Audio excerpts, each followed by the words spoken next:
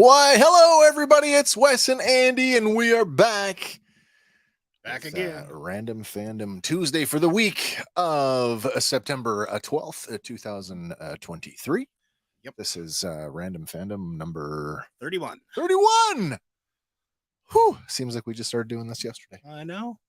Want to thank you all for joining us tonight. If you are so inclined to do so, please hit us up in the comments or pick up the phone and give us a call. Feeling bold? Call in. You'll be on the air. The line is open. We are taking your comments and questions throughout the show, whether it's about the entertainment news that we're covering tonight or something else that caught your attention. pop culture related. We know we can't catch it all.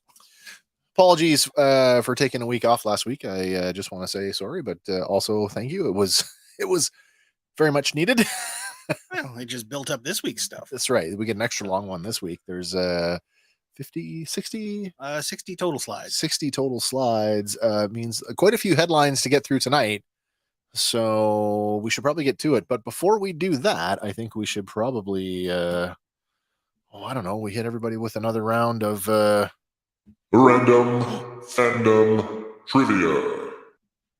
I think so. I think that's worth it. Alrighty. Question for you. Oh, we got our first comment already. Let's go! Nice. Question.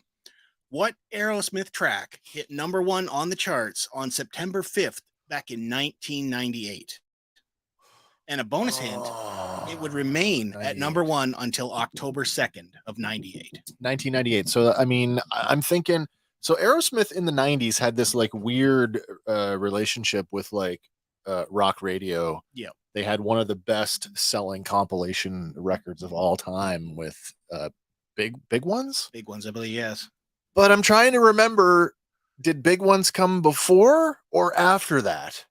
I think it was before. In which case, as well. Oh, so Adam at Go Figure, I think he's got an answer. He's got an answer. And to be honest, that's probably what I would have said as well. Fair enough. So technically, Go Figure's correct. And the answer is don't want to miss a thing. Don't want to miss a thing. Funny that was the trivia question tonight, because I just saw a thing earlier today, and I don't think we're talking about it tonight, but it just came up. Steven Tyler just posted a big sorry. He's under doctor's orders, no touring because of strain. Well, he's got to postpone some. They have to postpone some shows because of strained vocal cords. So interesting. If anybody's going to strain them, it's him. Wow. Yeah. Wow. But again, I don't want to miss a thing. Song by hard rock band Aerosmith. It was also the theme for the 1998 science fiction disaster film Armageddon, which was, again, one of those two that hit at the same time, the other being Deep Impact. Another one of those two movies of the same genre, theme, the same year. Yeah.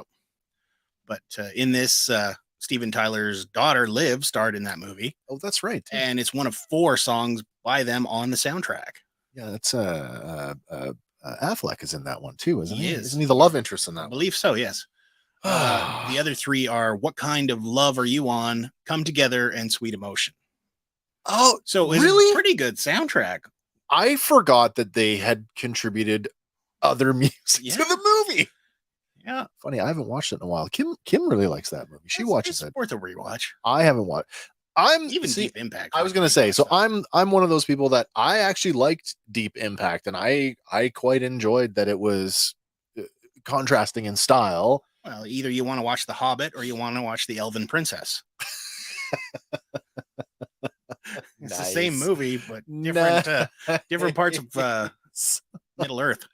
Oh, Adam says, first movie I ever took a girl to, it was maybe at my most awkward. Aw. I can appreciate that. We've all been there. That, did you go for the movie or did you go for the date, right? Like when you picking out a good date movie, was it a good date movie for the guy or was it a good date movie for the girl? Does it even matter? I don't know. Of course it matters. But this particular song was first released in Japan on July 29th, 1998. Yep. And in the States, it was originally supposed to be just a radio-only single from the album, the Armageddon soundtrack. Sure. But due to popular demand, Columbia Records issued the song commercially in August of 98. and it hit the Billboard Hot 100 on September 5th, giving the band their as first a single then. and only single #1 in their home country. Wow. So wow. good on them for that one. And then it got covered again. It got covered. I can't think of the fellow's name. Is a country artist that covered it in the last 10 years or so. Oh, there you go. There was a country version of this song out at the same time. Was it at the same time? I thought it was after. I thought it was after, but maybe it was close. Must have been close then. Probably. But yeah, I do remember there being a country version. It seemed pretty good. I mean, it basically the same. Yeah, same melody, same arrangement. Yeah, like it wasn't that far off. No. All right. Well, Aerosmith in the news. Yeah. But our trivia question. Good one, but that was a good question this week. So we start off with sad note again. It seems like we rarely escape. Yeah, we rarely escape these, but it's good. I think it's the right thing to do is recognize them at the beginning of the show because like the impact these people have had on our lives. Yeah. Oh, it's immense. That's a good point. Adam says, I think they both recorded it and they chose Aerosmith's version to be on the soundtrack. I would be curious now. I wonder if they had to fight it out. Now that I want to know who wrote it. Yeah. Do you know what I mean? Because then you can sort of like go, oh, was it like a third party, like a ghostwriter that wrote the song? And I don't believe Aerosmith wrote it. If I remember what I was reading correctly, I don't remember all the details, but they just recorded it. All right. Fair enough. Fair enough. Yeah. Our first farewell, we have to say, is to Smash Mouth singer Steve Harwell, who passed away at the age of 56. I guess had been struggling quite publicly over the last few years and was not pretty towards the end. No, it was just one day after it was revealed that he was in hospice care that it was announced that he had passed away. Best known as co-founder and the original singer for the band Smash Mouth. Yeah, well, hey now, you're an all-star. That's right. Yeah. Walking on the Sun. Oh, that's right. Yeah. They weren't just a one-hit wonder. They had a lot of good stuff. And yet, I don't think I could name more than those two. All-Star? Yeah, honestly. Well, All-Star was huge on the Shrek soundtrack. I think every time you turn around, it was showing up in a movie sometime in the last decade or so. Yeah, it also showed up in Mystery Men with Ben Stiller. Oh, that's right. Yeah. Another one of their covers, I'm a Believer, also showed up in the Shrek series. Another Shrek one, yeah. But yeah, I saw a photo, and of course, every time we get one of these, the outpouring of condolences, and you find some of them, and they're like, oh, you have no idea. Yeah. There's a shot of Steve with Joey Fatone. Really? And it's Joey saying, like, hey man, like, I'm really sorry that you're gone. It's like, you were my wedding singer. Oh. Can you imagine that? You hired Smash Mouth for your wedding? That's awesome. Yeah, I think that's pretty That'd cool. Be a hell of a I think party. that's really cool. That's very cool. But in 2021, he had announced his retirement after being visibly struggling with live performances. Oh, yeah. And I guess his struggles are well documented, and he struggled greatly with alcohol abuse throughout his life, which, didn't help. Right. Previously, he'd been diagnosed with cardiomyopathy. Cardiomyopathy and Wernicke encephalopathy. Yeah, that's a mouthful. That's a big brain disease. Yeah. But yeah, he did cameo in some movies. Now, I would have no idea, to be honest. Yeah. He cameoed as himself along the other members of Smash Mouth alongside them in the 2001 comedy Rat Race with Mr. Bean. Did I see that? I don't know if I even saw that. I will say this. Adam's got a point here, and I think this is good. This actually ties into a recent show. Sad that he's gone, but can we take a moment to recognize the genius of Mystery Men? Another one of our recently passed. Yes. Paul Rubens in Mystery Men. A big contributor to that movie. Mystery Men, fantastic movie. Yes. I haven't seen it recently, but I do hold it. Fond memories of it. Yeah, I do hold it up as a. It's like pre to the big break of everything. Yeah, before exactly. Like and they yet took a chance with it, and it was awesome. I mean, there's a certain magic there with that cast. Yeah. And when you do these ensemble things, right, and you're not really sure how it's going to work out, like imagine being a fly on the set when they're filming that thing, and then how much of that was on script, how much of it was off script Yeah. to get that. Like, there's clearly a chemistry between those, Oh, absolutely. those guys, and it was a great movie. I loved it. Yeah. But, Anyway, yeah, for sure. yeah. Tragically, though, he was predeceased by his infant son due to leukemia in 2001. That's awful. And in part, that's what kind of drove him to the drink. But yeah, I mean, we all have our vices, and I mean, it's easy enough to fall into. So yeah. But rest in peace, there, sir. We got another one. We do got another one. Oh man! And, all right. And this one is not alcohol related, but it might as well be. Oh. Jimmy Buffett has passed away from a rare form of skin cancer. Isn't that something? But when you live in the sun and you've basically made your life one giant vacation. Basically. I was catching old clips of him on he was a frequent guest on Letterman. Really? Yeah, and I was catching a clip of him on Letterman probably in the early 80s and talking about how he just does not like cold weather. Will move with travel around with the seasons. There you go. Have you ever been to a Margaritaville? I have not. No, neither have I. Do you like margaritas? I've never tried one. Too salty for me. Yeah, but the singer's website said that he had Merkel cell carcinoma for 4 years, and when he passed, there at his home on Long Island.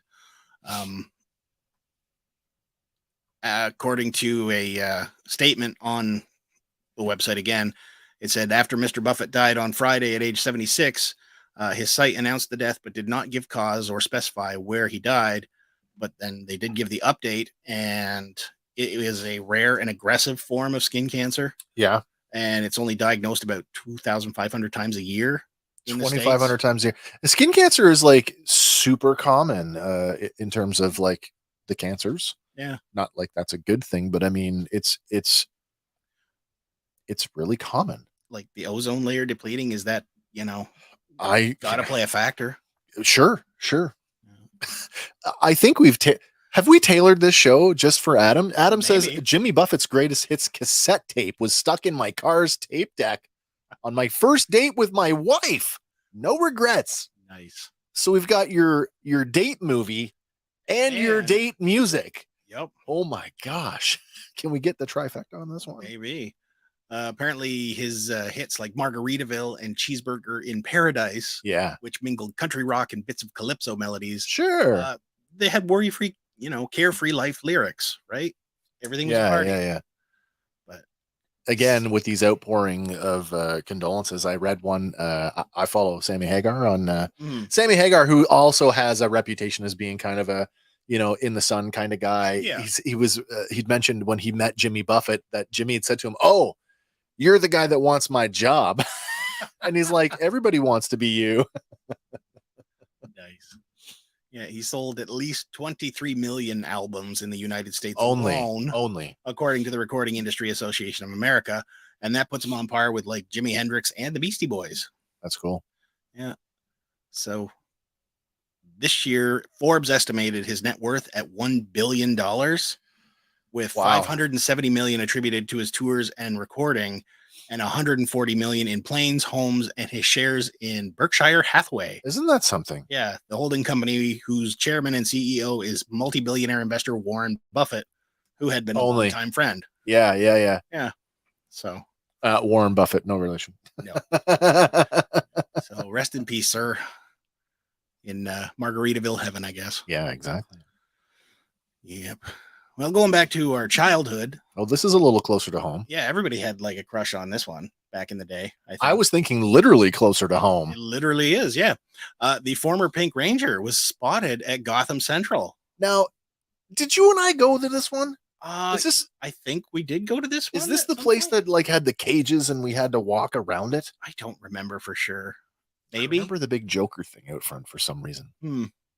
But anyway, yeah, former Pink Ranger Amy Jo Johnson made a stop at the Mississauga Comic Shop last week, Sure. and she was out looking for a copy of Mighty Morphin Power Rangers 30th anniversary special. This is Boom Studios. This is the new one, right? This is the new one. Yes. She did say about part of the not participating in the Rangers Forever that she was going to be doing other things for the anniversary. Whether this was part of that or just I think this was just a hello. happy I just photo op. happened to need a copy of. Yeah, she was in town and needed a copy, and interesting. she tweeted out that found it.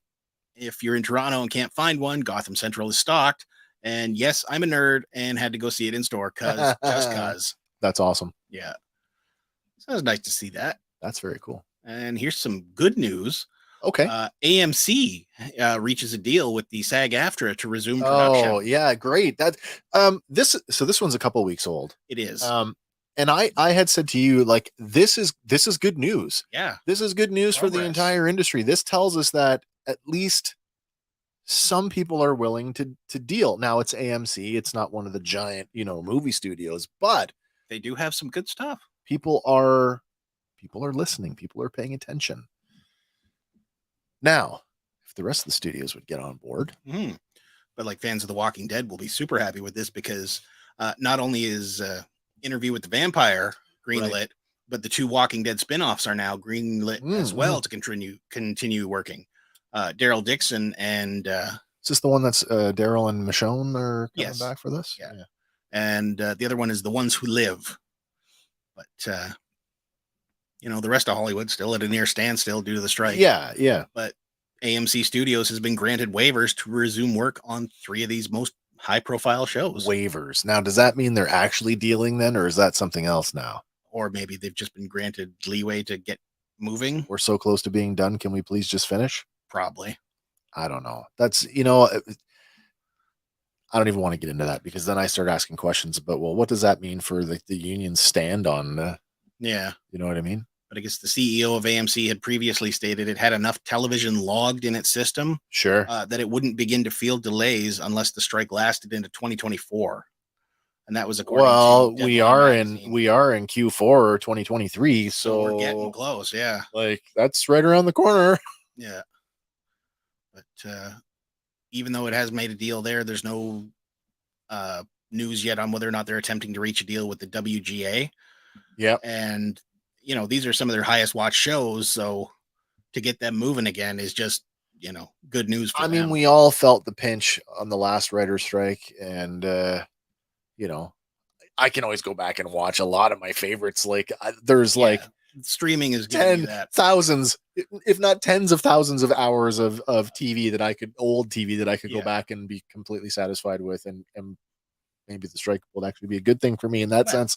But come on, we all want our stuff. We do. We need the new stuff too. Yeah. As much as I love the old stuff, but I just watched Kung Fu Hustle again last night. And did you? I was going to say, did you enjoy it just as much? I did. Oh, very good. I love that movie. But speaking of old becoming new again, all things old are new again at some point. Yeah, we've got new music from the Tragically Hip. Now, this is the second time that they've done something like this. Second or third, I believe. Is it third time? Yeah, we've got new music that's never been heard before from the 1998 recording sessions. The new track is called Bumblebee. So this is a new expanded edition of Phantom Power. This is the first of 5 brand new songs featured in the Phantom Power 25th anniversary box set, which is out now.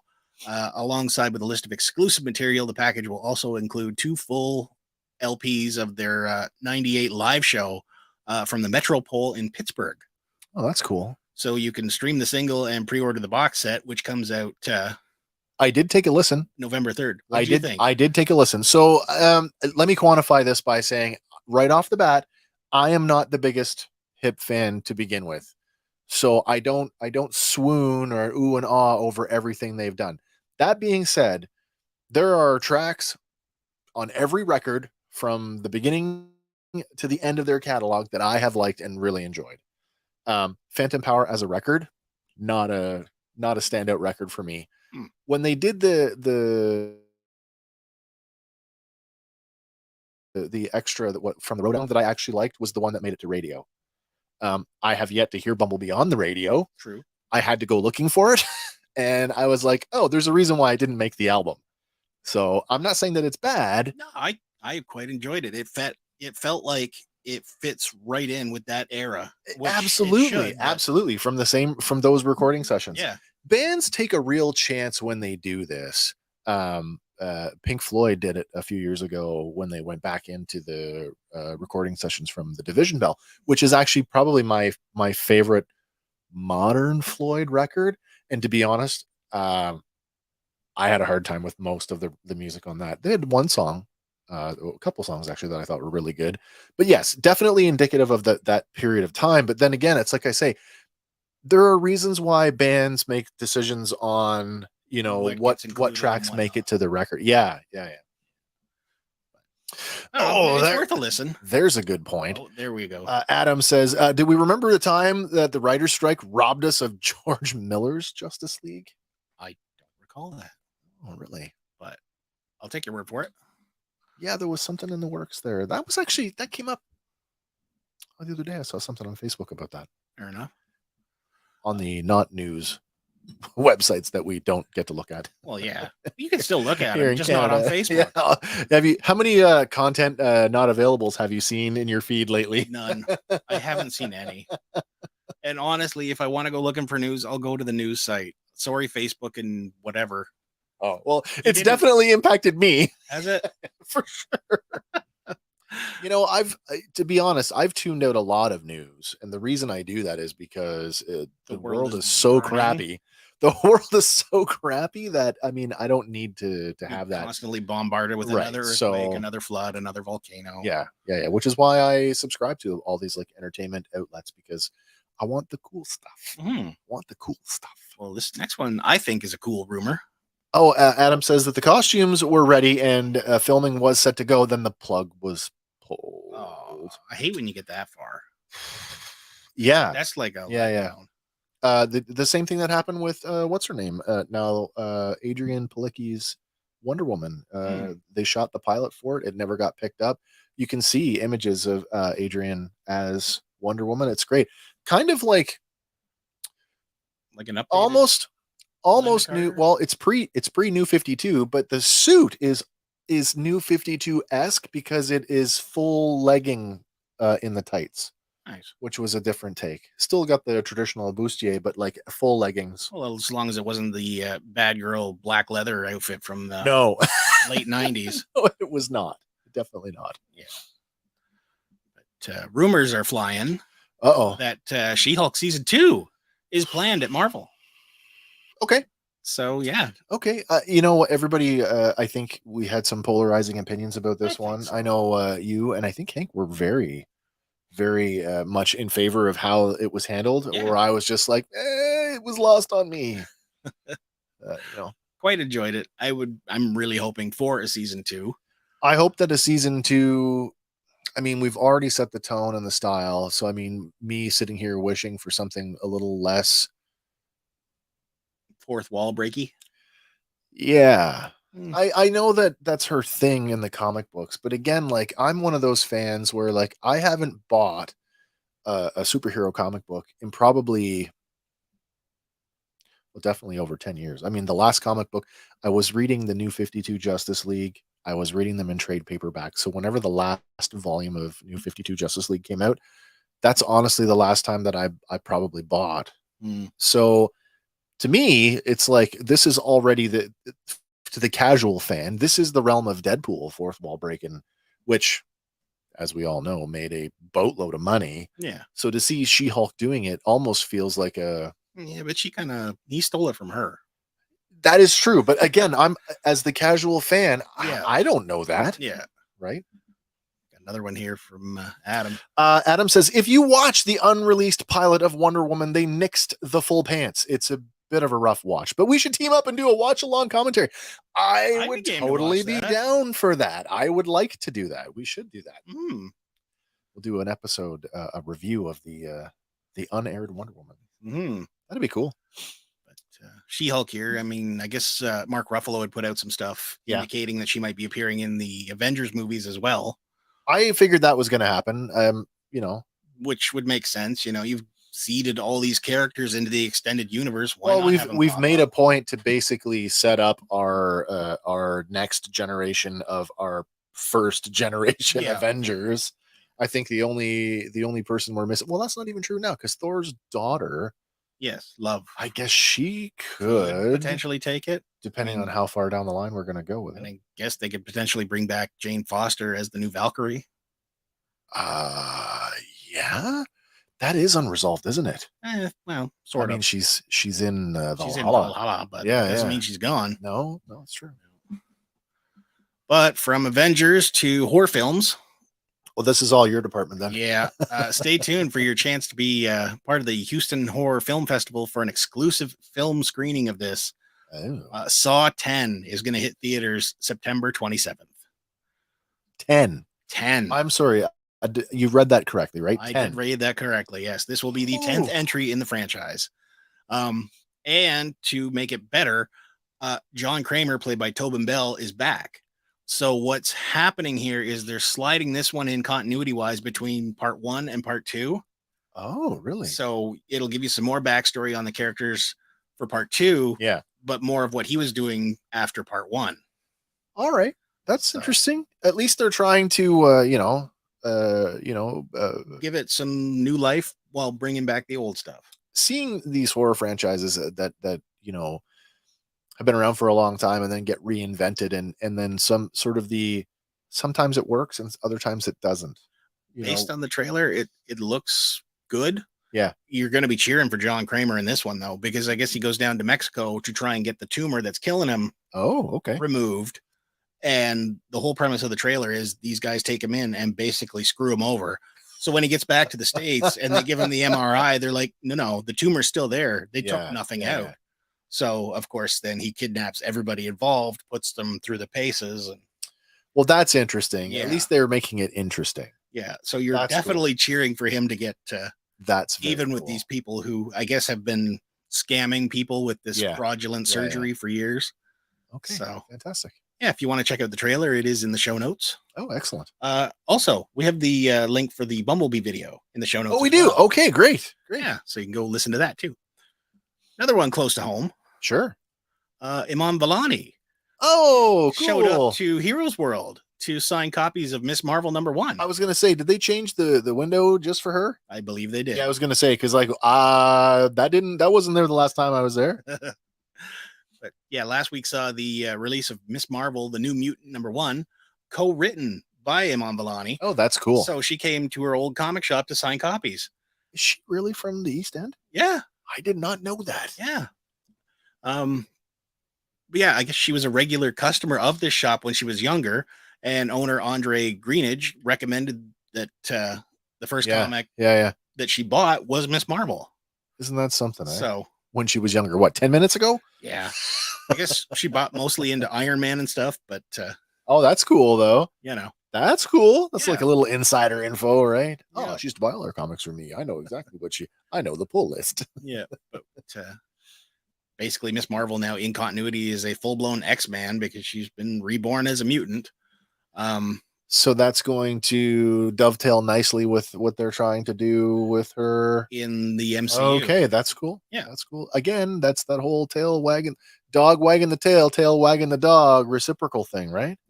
But Heroes World, they made sure they had enough copies for everybody who came, and she signed them all. Oh, really? So yeah, she took time out and signed them all for everybody. who Whatever was you've there. got, I will sign them all. So even Yeah. if I'm not here, somebody will get a signed copy. Yeah. That's cool. But store owner Andrew Greenidge, he was especially pleased to stock this. Yep. Because he was actually written into the book. Come on. He gets a cameo in the book. Oh, that's cool. Yeah. When Kamala Khan arrives at the university, he's a little dude like, come on, join the comic book club. Yeah. But isn't that something? yeah. He goes on speaking that he speaks highly of her. Says the girl you are seeing in interviews is genuinely the real deal. She's a sweetheart. She's smart and she really loves comic books. I hope people at Marvel recognize this, and I hope Marvel uses her love for comics and literary outreach for representation and getting wow. young people into comic books. I mean, you even if she wasn't an actor within the franchise, talk about a great ambassador. Oh, absolutely. Yeah, that's awesome. But, yeah, Heroes World, I guess, opened in 2001 as a comic and gaming hobby shop, and it's been in the Markham area for over 20 years. That's awesome. So head down to Markham, you can head in there. Marvel is shifting release dates for a bunch of its stuff, which kind of sucks. Okay. But, well, I mean, presumably strike related. Yeah, I'm assuming so. Like everything else that's been delayed. Yeah, shows like Echo, the Hawkeye spinoff. Oh God! Thanks for reminding me. You remember? There's that one that's that's apparently the worst one done. The worst one done. The hopes are Is not that high the for rumor? it. That was the rumor a while ago. So I don't know if they've tweaked it or anything. But all right. Apparently, there's a WandaVision follow up focused on Catherine Hahn's Agatha Harkness. So wait. And they've changed the title of this one like at least 3 times. So wait, it's not because I thought. Wait, what was the first one? Coven of Chaos. And then House of Harkness. And it's been changed again to Darkhold Diaries. When did that happen? Recently, but I did not apparently it's on purpose. Oh, okay. So I don't know the reasons why, but maybe we will find out. Is this what happens when you are handed pages the day of shooting? Oh, new pages. Okay, maybe. This is not the show we set out to make. Yeah. That I don't know. To have a title, I get that, a lot of these productions, especially in like feature films, have a working title. I mean, yeah, Blue Harvest, right? Yeah, Blue Harvest, and then to go to your actual title, but to have a running change like this, yeah, that makes me more nervous than reshoots. Do you know what I mean? True, unless they're aiming for like the multiverse thing. But well, I don't feel like this is a misdirect. I feel like this is something's happened that's made us change it. The same thing happened with Captain America. They changed the title of Captain America. True, from New World Order to I think that was probably a good move. This is probably a better title for our movie. We don't want to spark any more. What's the word? Outrage than there already is because of the current New World Order. Selective outrage. That's right. Apparently, the second season of What If was originally targeted for early 2023 release, but it's moving to December. Of what? Of this year? Supposed to be. That's fine. You know what? I mean, eventually, better late than never. We're still in 2023, so yeah, we're not that far away. No. Echo was supposed to be November. Apparently, it's moving to January. That's okay. Well, the X-Men 97 revival. Yeah. It will go around autumn next year. That's a kick in the butt. Yeah, so I think a little bit longer to wait for that one. I mean, of all of the shows, is there anybody out there that's anticipating anything more than X-Men 97? Not at the moment. Well, the next episode of Ahsoka. Well, we're not even there yet. We're talking Marvel. We're talking Marvel. Yes. Sure. But yeah, I'm looking forward to the Marvels movie though. I am as well. But I mean, in terms of television projects, like X-Men 97, I think is the one that I think a lot of, I mean, all you like 90s kids, late 80s, 90s kids that grew up with the show, like this is a return to like, oh yeah, that Saturday morning feel. I feel like this is going to be, this is the Phantom. I don't mean it in a negative way, but this may be the Phantom Menace of cartoons, right? Like that there's that big dry spell of like, oh no, it's back. Yeah. That's cool. The Agatha Harkness show, I guess it was originally slated for next autumn, but chances are it's getting pushed back to line up with Halloween 2024. Okay, that's fair. Which is that's actually fair. A good idea for that. Given what we know of her character, that seems like a reasonable. Yes, Halloween's a good time for witches and magic, right? Yeah. Daredevil Born Again and Wonder Man are still waiting to gear up for shooting. Ironheart is stuck in post-production limbo. Post-production. Yeah. Okay, so we're already filmed then. Yeah. Loki's second season, though, I think is still on track for October 6th. Have we not? We're starting to get... we're getting trailers and like cross promotion. Like McDonald's is going pretty heavy right now with the Loki sauce. I don't know what it tastes like. I haven't had it, but the Loki sauce. I don't think I even want to speculate what that might even be. Well, that's for your nuggets, right? So I'm sorry. Did you just say Loki sauce is for your nuggets? Yeah.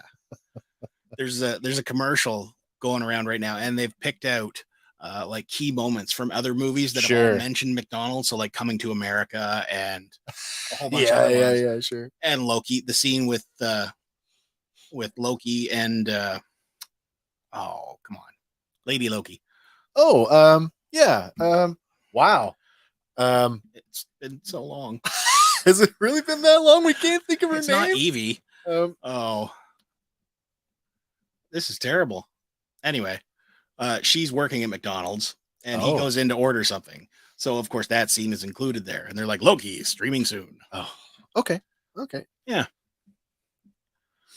But next up, we have another one that's kind of been stuck in limbo for quite a while, but apparently it's close. Beverly Hills Cop 4. I just read this the other day, and I actually internally gave a what the. Did you see the last one? I recall it. I own the soundtrack to it, but it doesn't register high.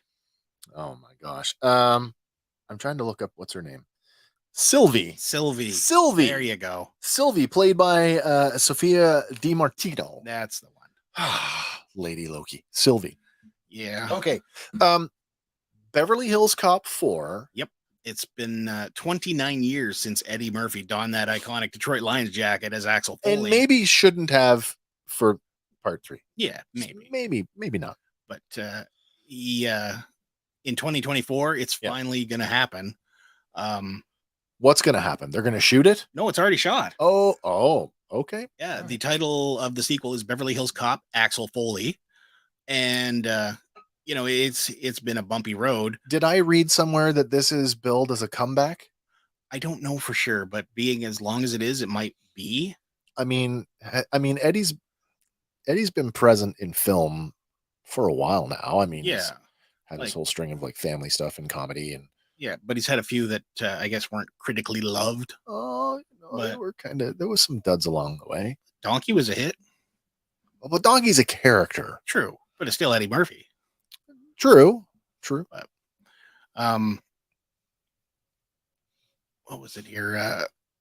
Here's what we know so far. As of right now, it does not have a release date, but they reportedly will arrive sometime in 2024. Okay. The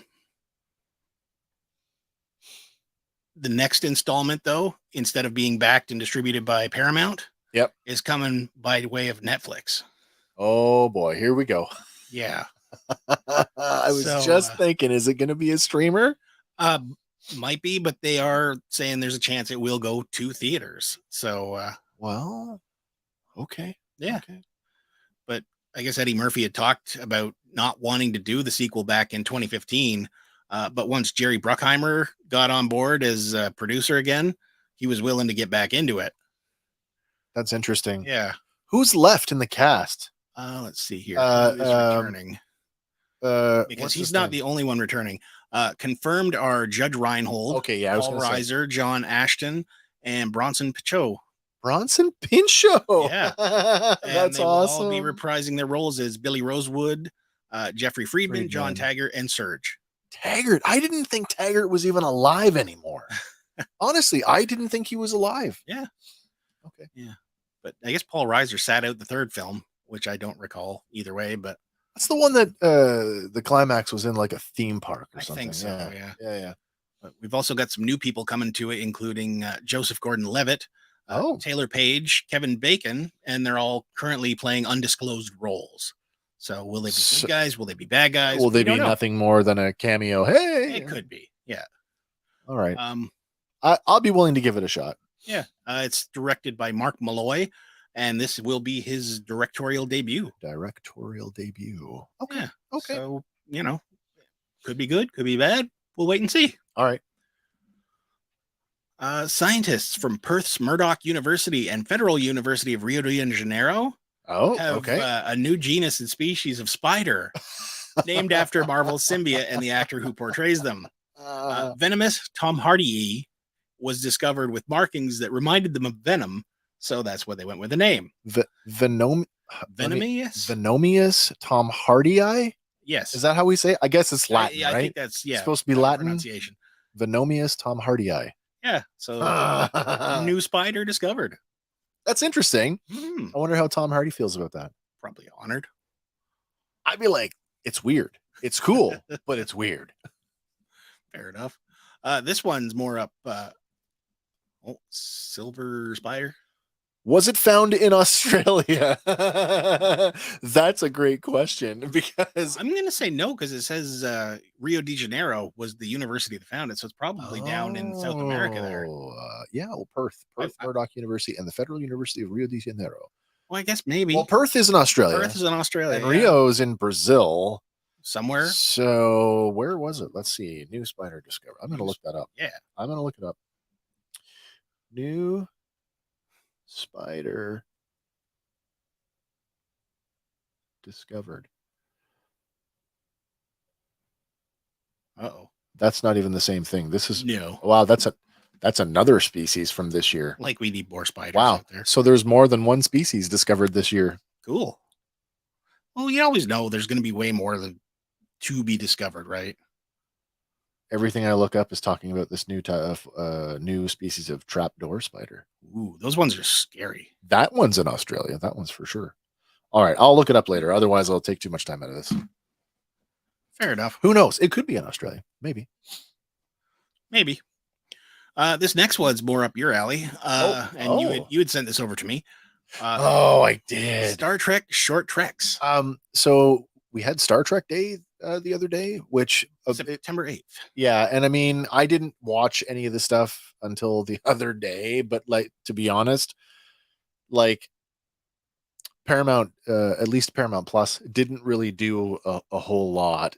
If you're already a Star Trek fan and you've been watching all of the new stuff, you are already well aware of what's going on. They did like a 20 odd minute with Jerry O'Connell special, just sort of looking back at some of the classic stuff and a look at sort of what's going on right now. The newest thing to come out of this, though, which I think is cool, is it is the 50th anniversary of Star Trek, the animated series. The animated series done by Filmation, the same animation studio that did Masters of the Universe. Yeah. All the good stuff in the 80s. Brave Star, Black Star, Flash Gordon, Batman and Robin. Yeah. They did all kinds of animation. So if you're an 80s kid, you're probably well aware of this company. But what's cool is that they are doing a series. Are you aware of short treks? I was not aware of them. Short treks. Trailer for it. Short treks are like little mini like webisodes that can take place in any of the Star Trek franchises, and they kind of fill in little gaps, little and tiny stuff. gaps. Well, with the animated series anniversary, they're doing what they're calling very short treks, and they're going to be on the Star Trek YouTube channel, as well as StarTrek.com, and they're all going to be done in the style of Star Trek the animated series. But Nice. the ones that they're doing, as you can see from the image that we've got, encompass like the classic series. You've got Neelix there, which oddly enough, Neelix is not listed in the cast credits, but he's definitely there. You get some TNG and of course some lower decks, and of course the classic series. So super excited for that one. I'm a fairly big Star Trek fan and absolutely love the animated series. So I'm definitely down to see what this looks like. Nice. Yeah. Follow up to the other one. It was collected in southern Australia. Well, there you go. From Tasmania to Western Australia, where it builds circular vertical orb webs. So it's an orb weaver. Orb weaver. Okay. Yeah. Where all the stuff that can kill you lives. Yes. So there we go. No surprise. So you want to jump into some toy news? Always. Toy news. All right, man. First up, we have this one came out 2 weeks ago. Oh, I was really... You know what? I don't even buy new Master stuff, but I voted. I voted too. I absolutely voted because I love Masters of the Universe. I'm not going to lie. So Mattel put out, they announced that they would do a fan vote for the next crowd-funded large-scale item. Yep. And they announced that on their Twitter. And unfortunately, the polls are now closed. We had posted on our Facebook page we did. on Friday, just so everybody could get ahead of this. But the wait is over. They revealed all the choices. We don't have an announcement, though, for the winner, do we? Not yet, no. Yeah, I looked pretty hard today for one, but And the funny thing, like I went to you voted, I I did. voted. They gave you no. It's not like a YouTube poll or a Facebook No, poll it was where a you Survey Monkey get to survey. see like sort of the front. I have no idea Who was in front or behind or what? right, and I have a sneaking suspicion that the stuff that I picked is not going to get done. Well, they did, however, show us all the images of what like the concept art was. Before we show those off, okay, that's fine. They asked you to pick your top two. Yes. Of the 1, 2, 3, 4, 5. Yes. Of the 5 offerings, vote for your top 2. Yeah. So let's take a look at them. So first up was the Fright Zone, a update on the original. Well, I totally guessed that this was going to be one of them. Yeah. We've gotten Grayskull, we've gotten Snake Mountain. So I'm like, what other play sets are left? Yeah. Apparently they did Eternia. Eternia is getting done. But yeah, Fright Zone. Next up was the Snake Lair playset. Of all of the renderings, I like this one. It looks neat.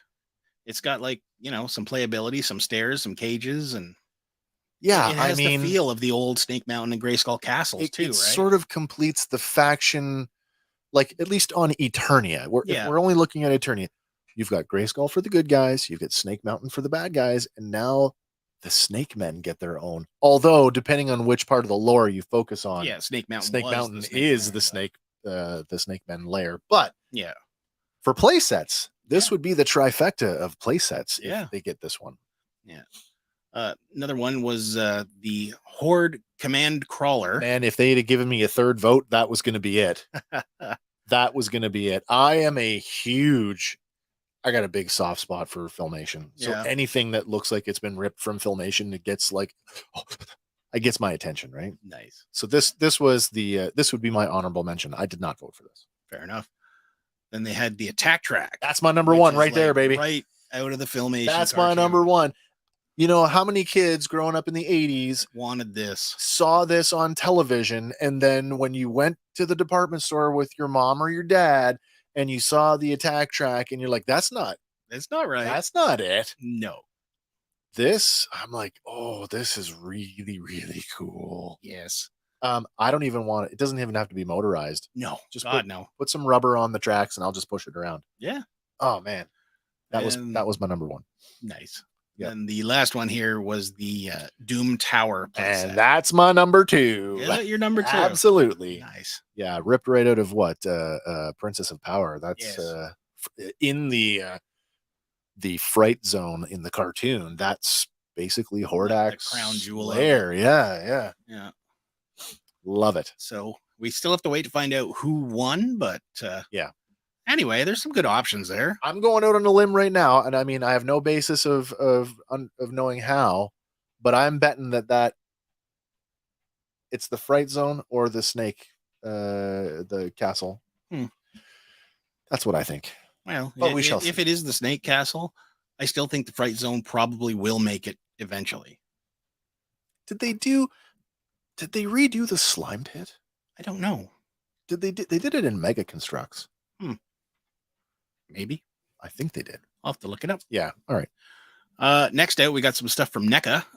We got the Ultimate Sinja Patrol Bot from the Turtles line. Oh. And he's decoed out like cartoony. It looks pretty good. Yeah. It's not a line that I'm into, but I totally appreciate for what it is. Yeah, this one spins out of the Ninja Turtles comic series, The Last Ronin. Well, that's been getting a lot of love. It has been. Yeah. But 7-inch scale includes interchangeable heads, extra hands, sword and sheath, laser, and a mouser. I was going to say, is that just the head of a mouser? I think so. That's what it looks like. Yeah. But apparently it's available now, so you can go out and find That's him. cool. Next up, sticking with NECA, we got Shredder clones. And these ones are based on the original Eastman and Laird comic books from Mirage. And each one is like a different height, different color. And Obviously, like a different twist on, Shredder. Like bigger, badder, best. Yeah. Yeah. Also includes extra hands and space worms. Okay. All right. If This your terrestrial worms aren't enough, yeah, space also worms. available online right now. Next up, again, sticking with Turtles, we have Michelangelo the Wanderer. Oh, so this is also Last Ronin stuff then. This one is from the Mirage Studios books, but it's really close to the Last Ronin. I was gonna say, because I mean, is it not Mikey in the Last Ronin? Yeah, it is. Yeah. Spoiler. Oh, what? It's been out for a while. I know. But this one comes with comic authentic accessories, including swords, spears, nunchucks, and extra hands. I mean, he's carrying all the way. Well, I guess no Sai there, but yeah, I was gonna say he's carrying everybody else's. Well, the window box theme packaging is also illustrated by Kevin Eastman on this one. So. Oh, cool. Very cool. And then one more out of the turtle world, Splinter. That's a good looking Splinter. It is a good looking Splinter. That's a very good looking Splinter. This one is again based on the Mirage Studio comics. Yep. And he's only 4.5 inches tall, but he scales with the 7-inch size. As he should, yeah. Includes a cloth robe, walking stick, and a broken TCRI canister.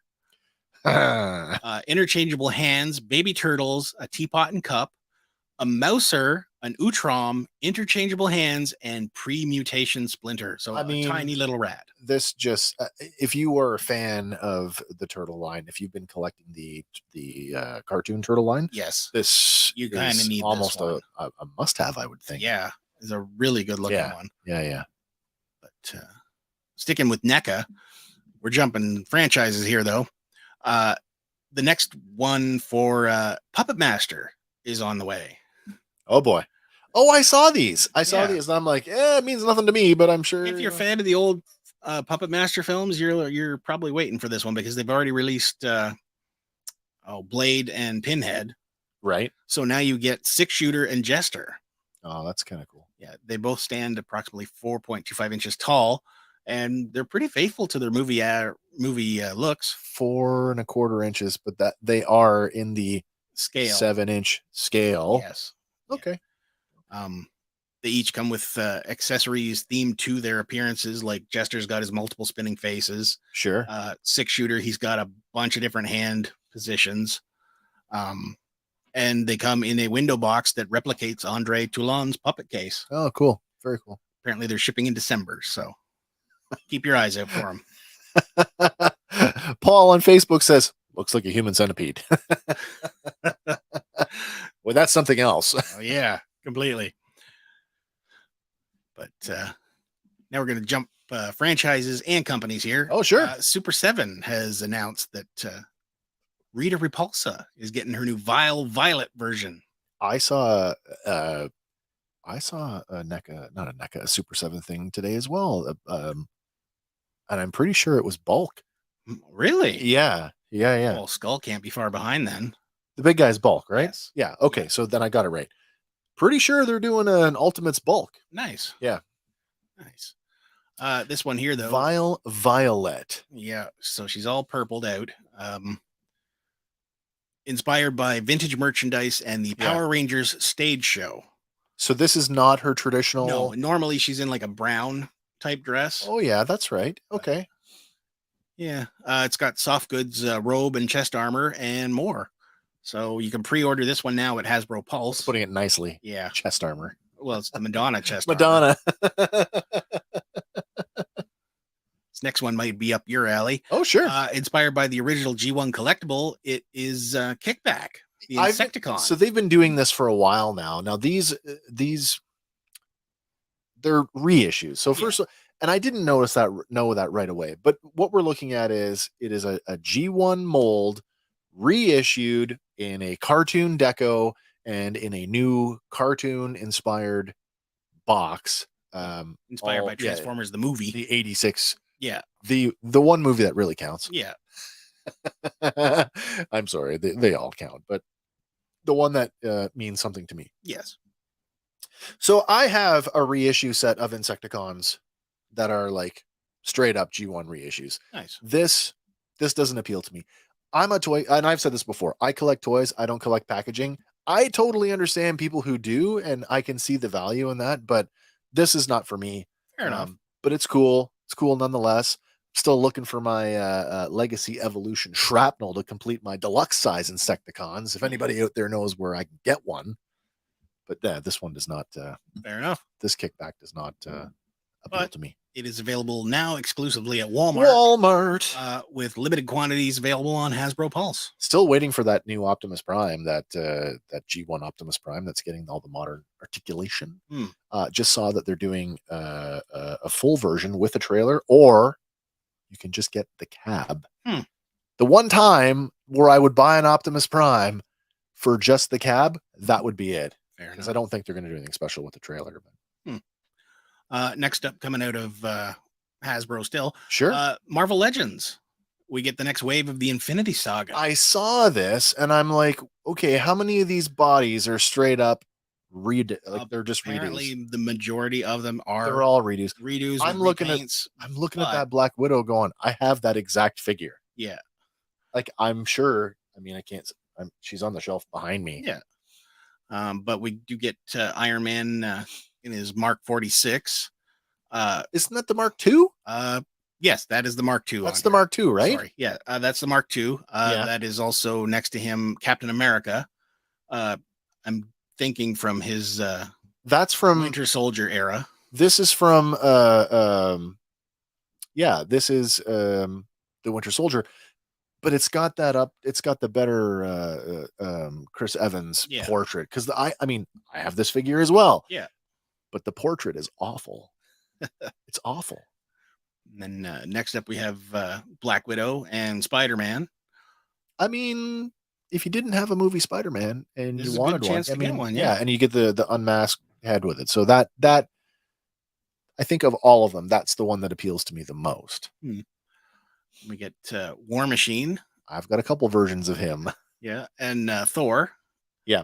And again, I can't remember if this is 2 or 3. That's Dark World Thor. Is that Dark World? Oh yeah, Thor? for sure it is. With the I think it's Dark World. Yeah. Don't quote me on that. And then we get the Mark 46 Iron Man and Bruce Banner. The Mark 46, is that the death suit? No, I think that's like Mark 50 or Mark 50 something. Okay. But you know what? The Bruce Banner, I like that one. That is my go-to one. I want to get that one. I missed out on him in the 3-pack originally, so I don't like the idea. And who was he packed in with? Oh, I could not tell you. Again, though, like there's been a couple times that's happened where it's like, oh, I only want the one figure, but I don't want to buy all 3 of them. Yeah, but again, like reissues and repaints aside, if you missed out on them before, it's a good chance to go get them. Well, yeah, without paying crazy past prices. No, you just got to live with the current Hasbro price points. Yeah, which is almost as bad.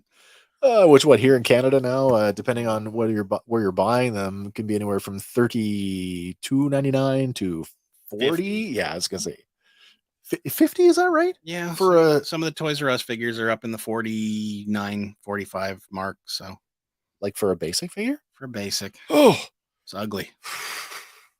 Well, I'm glad everything's kind of dropped off for me lately. So, but big news out of Hasbro Pulse. Oh, they released that they're going to do a Giant Man.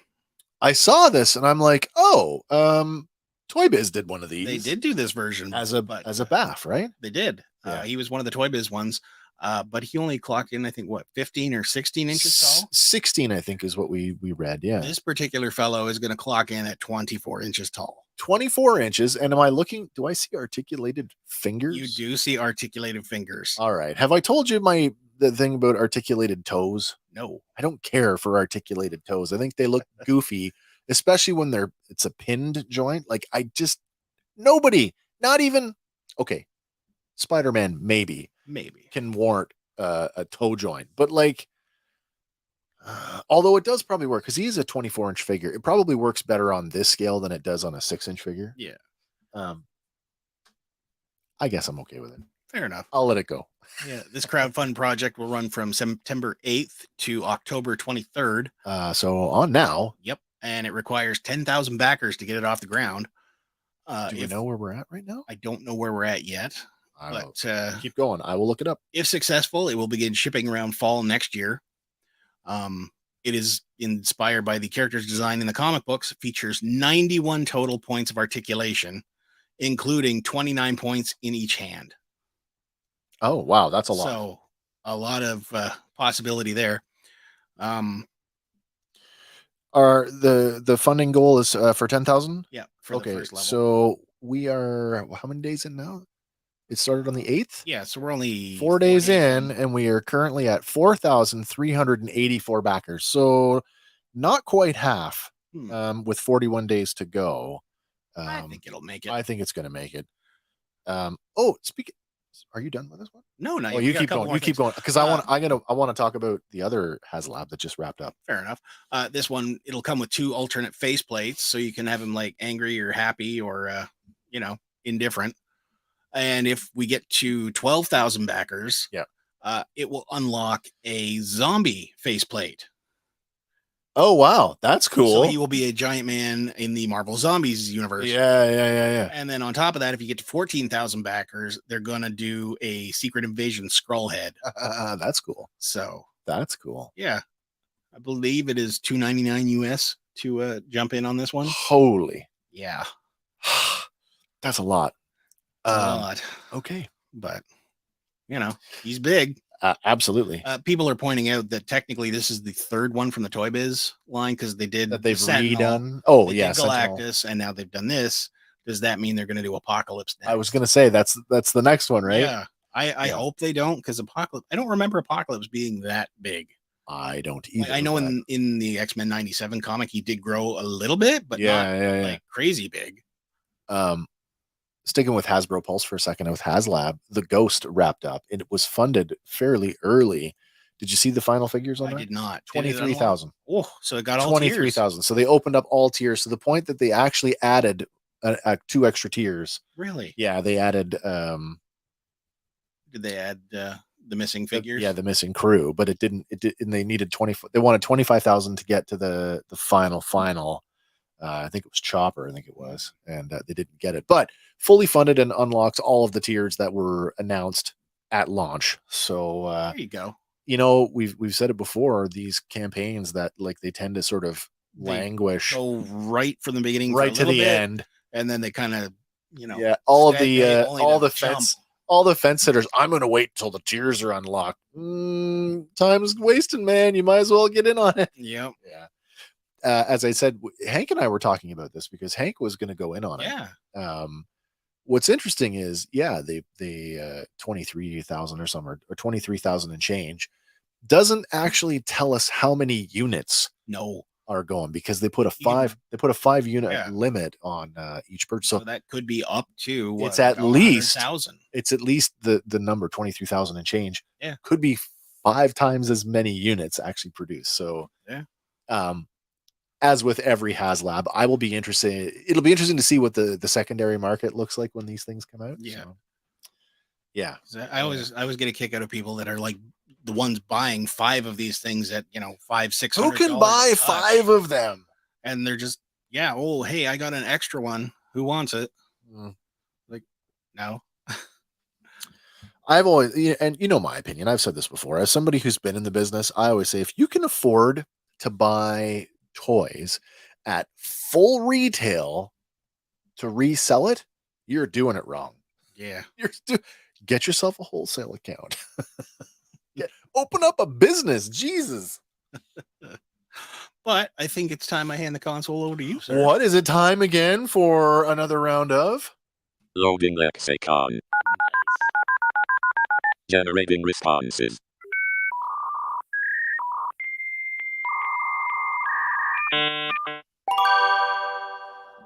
Responses ready. Lexicon is the word game where you decide what's real and what is a con. Get ready. Here we go. All right, it is Lexicon making its return here to the show in full form this week. Lexicon is the word game where we're going to give you a nonsensical word that is absolutely 100% legit, part of the English language. We're going to give you 3 definitions, and if you're lucky, you'll guess the right one. I'm hoping, though, that we pull off the con. So, are you ready for this week's word? What do we got? This week's completely nonsensical word is fartlick. What? In case you didn't hear that, this week's word is fartlick. That's right. Fartlek. Fartlek. You heard it here, everybody. It's a Fartlek. Okay. all right. Definition number 1. A mythical creature from Scandinavian folklore, resembling a forest gnome. But more gassy. Definition number 2. A training system used by long-distance runners where the terrain and pace are continually varied to avoid boredom and enhance physical conditioning. Or definition number 3. An advanced mindfulness technique that harnesses the power of controlled breathing and meditation to achieve a heightened state of mental clarity. All right. Like Fartlek. yoga? Where they encourage you to let go of the gas? Is this another one where all 3 are correct? I don't know. I don't know either. But we're taking your guesses. It's Fartlek. What do you guys think? Is it definition number 1, number 2, or number 3? Huh. I don't know. We've got one guess. Silver Spider coming in at number 1. Mythical gnome. A type mythical creature from Scandinavian folklore resembling a forest gnome. We got 1 for number 1. Anybody else? Anybody else? I would be happy to lock in at number 1 if they said something about gaseous gnome. Gaseous clay. He'll box your socks off with his fartlek. All right, so number 1, a mythical creature from Scandinavian folklore resembling a forest gnome. Definition number 2, a training system used by long-distance runners where the terrain and pace are continually varied to avoid boredom and enhance physical conditioning. And definition number 3, an advanced mindfulness technique that harnesses the power of controlled breathing and meditation to achieve a heightened state of mental clarity. Andy, where are you at? I think I'll go with the gnome. We're sticking with number 1. I'm going We to got stick with the gnome too. 2 for number 1. Well, I'm sorry, gentlemen. You're going to be disappointed. However, for those of you who've been playing along silently, if you said definition number 2, Really? congratulations, you would be correct. A fartlek is, in fact, a training system used by long-distance runners where the terrain and pace are continually varied to avoid boredom and enhance conditioning. Interesting.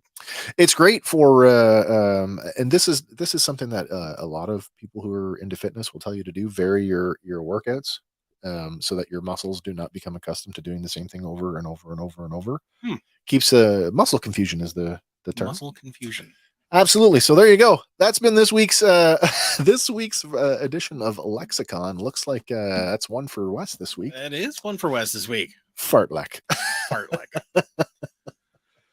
Fair enough. So over to the wrestling world this week. Oh boy. This one's been going back and forth and back and forth. Is this the CM Punk was fired from AEW. Oh right, you did tell me this. Yeah. He was fired after a backstage altercation at the All In pay-per-view over at Wembley Stadium in the UK, where he got into it with another wrestler, Jack Perry, son of Luke Perry. But this is not the first time he's got into some backstage stuff, because he had done it like 1 year prior at the All In pay-per-view with a bunch of other wrestlers. Really? Yeah. Is this a case of just should have kept his mouth shut? Maybe, but at the same time, they're saying that they did give him a lot of like creative control and whatnot. Like they even crafted the show Collision around him. Okay. Splitting the roster. But Tony Khan, he was out there and he made his statement saying, he'd never feared for his life before. Oh. But again, speculation. There's even just part of the act. It might be, because there's rumors swirling that this might just be one giant swerve. The whole thing is a big publicity thing? Maybe. Does that so let me go around that for a second, because does that jive with because the UFC just bought the WWE, and so like Vince's run as the chairman is about to end. Like what? Yeah, I think today. Yeah, it ended yesterday. Today or yesterday? Yesterday, Monday Night Raw was his last. Yeah, in control. Is this the kind of thing that you would do as a storyline in the midst of a huge company shakeup? Maybe. I don't know. Don't know. But as it is right now, he has been released from the company. the other guy involved, Jack Perry, has been suspended indefinitely. Oh, And we're just basically in a waiting game to see what happens. okay. Following this one on some of the sports sites and whatnot, it was actually pretty funny because I think it was Sports Illustrated had basically said, we're waiting for CM Punk's first, word after Yep. this. Yep. And we're expecting him to just, go off and drop pipe bombs and everything. And that got picked up as like verbatim. They're like, oh yeah, CM Punk to issue explosive comments. And it's like, no. Somebody speculated that. He hasn't done I'm glad anything we're yet. using the term pipe bomb in reference to somebody's comments and not an actual bombing. Well, that's been his thing for years, right? Back in WWE, he dropped a literal verbal pipe bomb. A verbal pipe bomb. Okay. On live TV, and that's kind of been his gimmick since. Was that a F bomb? No. I'm sorry. He was talking about backstage politics and how he wanted ice cream bars back. Oh, You remember WWF ice cream bars? no. No. When was that? Back in the 80s. You go to the wrestling show and you could get ice cream bars with your favorite wrestler on. Brand it. I did not. Yeah. No, I did not. He's know like, that. we want ice cream bars. But That's funny. That's funny. yeah, but Tony Khan, he had said, never in all my time have I ever felt until last Sunday that my security, my safety, my life was in danger at a wrestling show. I don't think anybody should feel that way at work. I don't think the people I work with should feel that way. And I had to make a very difficult choice. Man, sounds like you never would have survived the territory days. No, I don't believe you would, because a couple other people have said, really, you're bitching about that? Like, I got run over by so-and-so and I walked it off. We all saw the Bruiser Brody episode of Dark Side of the Ring. Yeah. Shiv. Never had a gun shoved in your face. Look at Roddy Piper. He was stabbed 3 times. That's what I mean. Bruiser Brody was murdered in Puerto Rico by another wrestler, and the guy got away with it. Yeah. Wow. But Yeah. We'll see how this develops, because But he's right. He like, all kidding aside, he's right. yeah, You should not have to work in an environment like No, that. if there's a legitimate, like, actual happen, yeah. But if it's a work, it'd be a first for the company. Yeah. But we'll see. Now to another production. Okay. The Winchesters crew member, or a crew member from the Winchesters, Yep.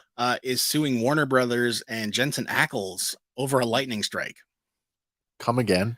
Apparently, they are facing charges because of alleged mishandling of adverse weather conditions on set. I'm So- sorry. We're blaming the weather on a production? We are.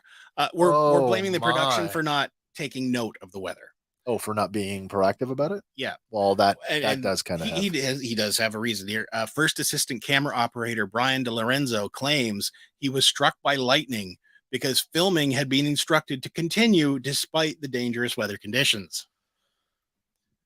So he is seeking compensation for physical injuries, pain, emotional distress, and other related issues. I can remember in high school playing high school football and having high school football practices and games canceled because of weather. Yeah.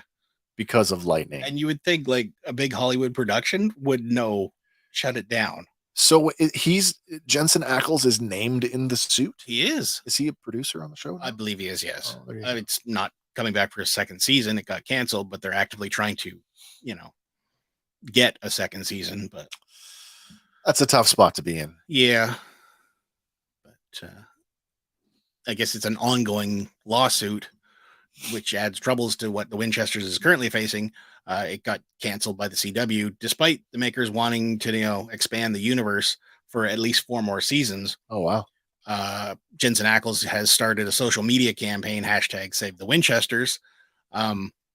And they are trying to hunt for a new network. But again, this is all during the whole strike thing. That's a tough one to sell when nobody's doing anything. Yeah. Yeah.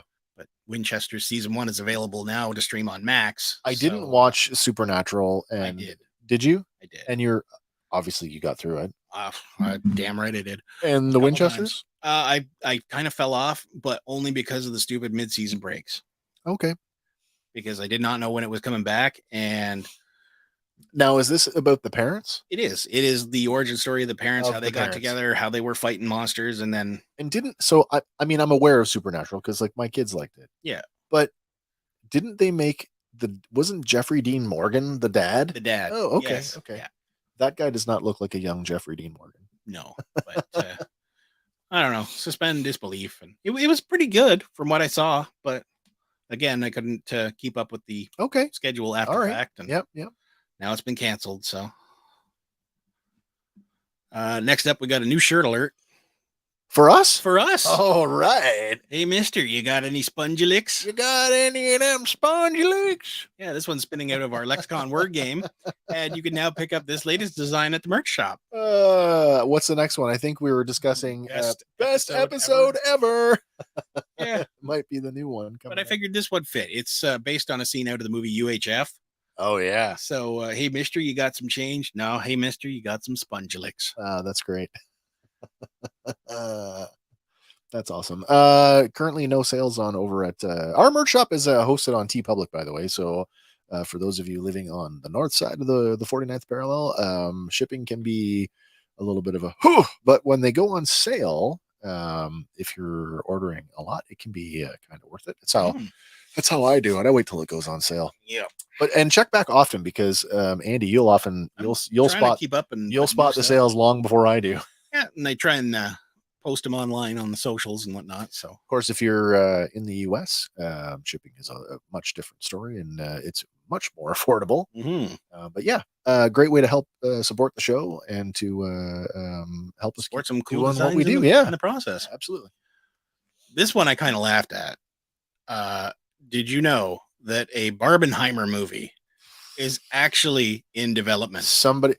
Is this okay? Wait, now is that an actual? That is an actual poster. Okay, because when I read that, I mean, certainly this is not endorsed by Mattel in any way. No. D Cup A Bomb. Yep. Is this a porn parody?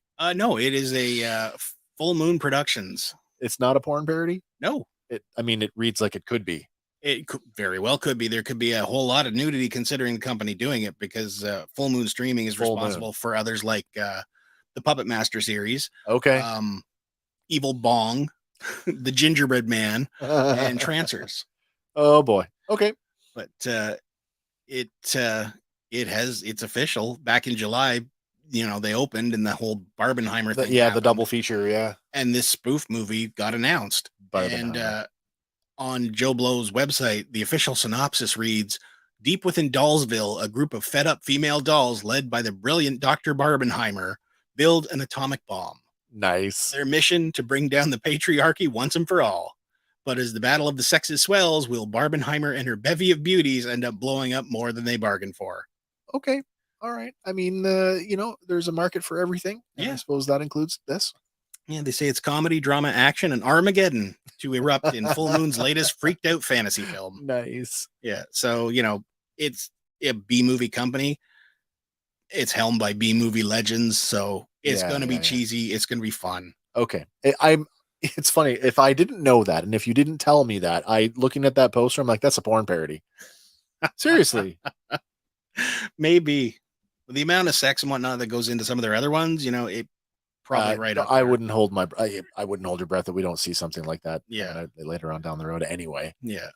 But it is set to drop on Amazon Prime Video and Full Moon streaming service, fullmoonfeatures.com at the end of 2023. So cool. It's going to rush through development and quite possibly not be supported by the Screen Actors Guild.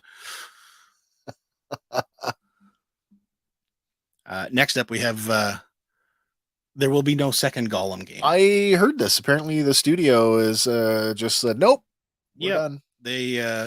The studio Daedalic was developing another Lord of the Rings game, but it's been canceled. Yeah. The German developer behind Lord of the Rings Gollum is undergoing many changes after poor reception for the game earlier this year.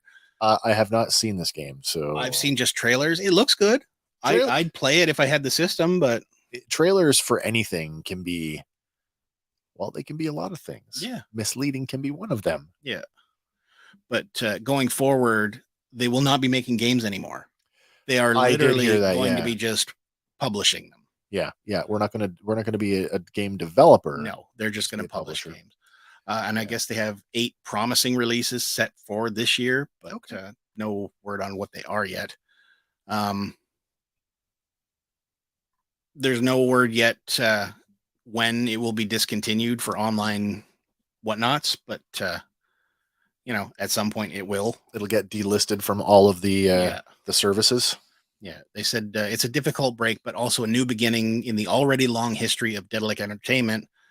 And it was founded in 2007 and known for point and click titles like the Deponia series, which I've never played. Again, I'm not familiar with that either. Yeah, but while its next game has been canceled, the handful of upcoming titles in the works include an untitled game from Weta, Lord of the Rings Return to Moria, and a Lord of the Rings MMO from Amazon. That's interesting. Amazon getting into the gaming space. Yeah, might as well. Have they done any other games that you know of? I don't know, but aren't they the ones that are kind of backing the God of War game? Or they? The God of War movie, I should say. I thought so. They're definitely they're dipping their toes in that. They're world. definitely they've got their own Lord of the Rings, the Rings of Power series. So they are definitely involved with the Tolkien estate. Yep. The director of John Wick, he has offered up a Chad Stahelski on chapter 5. I think I read this the other day. Yeah, I did read that. Yeah. John Wick 5? Fuck yeah. Yeah. He had said, yeah, Keanu and I have talked. And Keanu, if you ask him right now, would you do John Wick 5? He'd be, fuck yeah. Yeah. Then he'd look and go, well, what is it? And the director says he has no idea. But that's it. They're still going to go for it. Yeah, there was some talk about if it's the right story. And Keanu has said right from the beginning that he was never opposed to a fifth one. No. But Chad would have to be involved. Yeah. So what that story is going to be? Don't know yet, but it looks like everybody's game to play. So I did finally see the fourth one. And I have yet to see the it's good. Yeah? Yeah, it's good. Nice. It's totally good. It's totally worth watching. Yeah, but they do say until the story is there, it isn't. Well, and there you go. It's real on something we're trying to figure out, but we haven't settled on that, what the movie looks like or how it feels. Yeah, what it's going to be. Okay, that's fair. So, but that's fair. That's a good sign for going forward. Yeah. Especially when you have like your top talent being ready to go. Yeah. I mean, there comes a time, unless you're Liam Neeson, where like action movies can't. I know. Eventually, I will find you. Eventually, you just won't be able to do them anymore, No. right? Like, so let's crank out as much as you can while you can. Exactly. While it's still fun, I guess. Yep. This next one's not so fun. Trigger warning here, people. 70 Show star Danny Masterson has been sentenced to 30 years in prison. Yeah, found guilty. Yep. Guilty of sexual assault. 30 years to life. Not eligible for parole for what? 25 and a half years. Yeah. So that's a good chunk he's going to be in there. I don't even know how old he is now. I think he's roughly our age, 40 maybe ish, 40s. However old Ashton Kutcher is, they're all the same age. Yeah, but he will be spending the next few decades behind bars. Yeah. Had been on trial for sexually assaulting 2 women. And one of the victims told the actor, quoting here, "When you raped me, you stole from me. That's what rape is, a theft of the spirit. You are pathetic, disturbed, and completely violent. The world is better off with you in prison."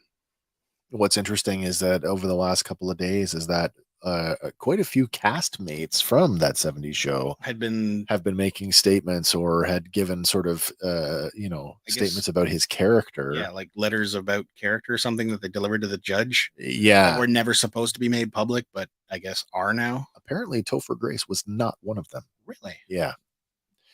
Interesting. Yeah, but I guess this is the second trial for Masterson. Yeah, the first one ended with what with a hung jury, I think they call it. But this time the judge felt very confident in the jury's decision and told him, "Mr. Masterson, I know that you're sitting here steadfast in your claims of innocence and thus no doubt feel victimized by a justice system that has failed you. But Mr. Masterson, you are not the victim here.